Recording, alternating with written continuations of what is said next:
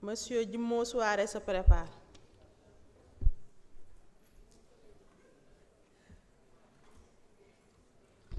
Bonjour Madame la Présidente, je salue les honorables députés, Monsieur le ministre de l'Enseignement supérieur, de la Recherche et de l'Innovation, Monsieur le ministre des Finances et du Budget, je salue vous tous et vos collègues. Permettez-moi de saluer chaleureusement mon ami le recteur Alioune Badara Kandji et le féliciter pour son élection à la tête de l'Agence universitaire de la francophonie. Monsieur le ministre, je vous félicite pour la confiance accordée par les plus hautes autorités de ce pays et j'ose espérer que vous allez réussir votre mission. J'ai eu la chance de vous connaître, nous étions étudiants et nous vivions les mêmes problèmes que les étudiants vivent aujourd'hui. Je vous connais, nous étions dans la même faculté, vous en département de sciences naturelles, moi en département de mathématiques et nous partageons les mêmes couloirs. Donc, je peux dire que je vous connais et je sais que si vous avez les moyens financiers, vous allez réussir votre mission.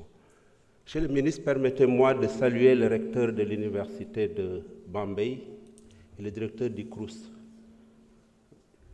L'université de Bambey compte 3 sites dont l'un se trouve dans la commune de Ngoundiane.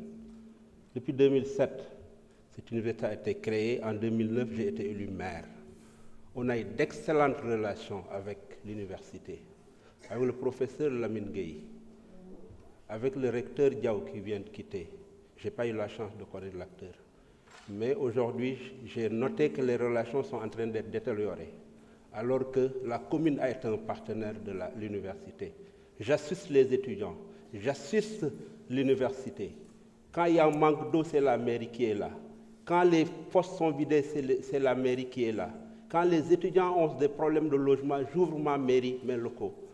Mais depuis le mois d'octobre, on a renouvelé les contrats de tous les agents. On a recruté de nous tous les agents, sauf les 10 femmes de ménage qui viennent de la commune de Ngoundiane, qui gagnent mauditement 50 000 francs. Ce n'est pas juste. Nous sommes formés à l'école de la République. Nous devons collaborer en républicain.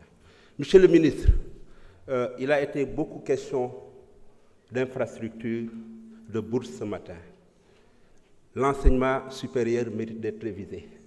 Évitez de tomber sur les travers des régimes antérieurs en voulant coûte que coûte élargir la carte universitaire pour des raisons purement politiques et politiciennes.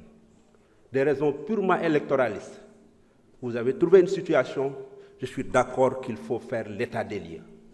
Il ne sert à rien de créer des ISEP. On a 9 universités publiques, 6 ISEP, 2 écoles d'ingénieurs, mais le problème n'est pas réglé. Faisons l'état des lieux de la situation actuelle. Achevons toutes les infrastructures avant de vouloir coûte que coûte satisfaire une demande politique et ouvrir des nouvelles institutions qui ne vont jamais s'achever. Ça ne règle pas le problème. La question des étudiants, des bourses, nous sommes tous d'accord qu'il faut en discuter. Mais il faut la revoir, mais il faut en discuter. Vous avez étudiants comme moi.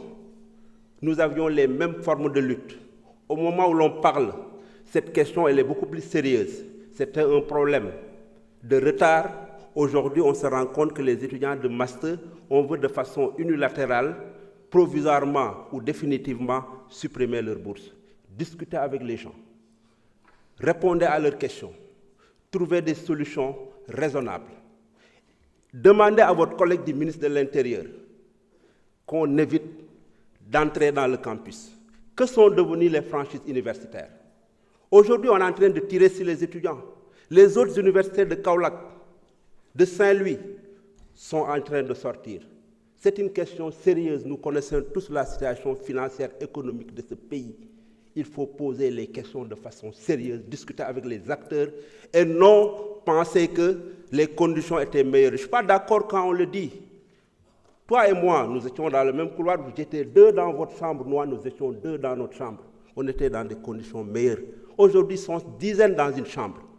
Malgré les efforts que les collectivités territoriales font, et c'est pour permettre de répondre à mon collègue, les maires qui le veulent, ils le font. Moi, en 2009, quand j'étais élu, Il n'y avait aucune subvention pour les élèves de ma commune.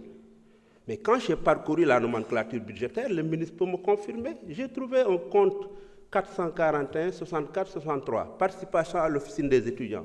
Aujourd'hui, j'ai une allocation de 17 millions qui me permet de louer 10 appartements dans les centres universitaires. Donc c'est possible pour les maires qui le veulent. Donc quand l'État fait des efforts, les communes font des efforts et le problème n'est pas réglé, il faut reposer le problème de façon sérieuse. Il faut des états généraux de l'enseignement public pour trouver des solutions et non par des mesures arbitraires. Je vous remercie. Merci. Monsieur Djimmo Souaré, vous avez la parole. Monsieur Mohamed Ali Aïm Salim Dafé se prépare.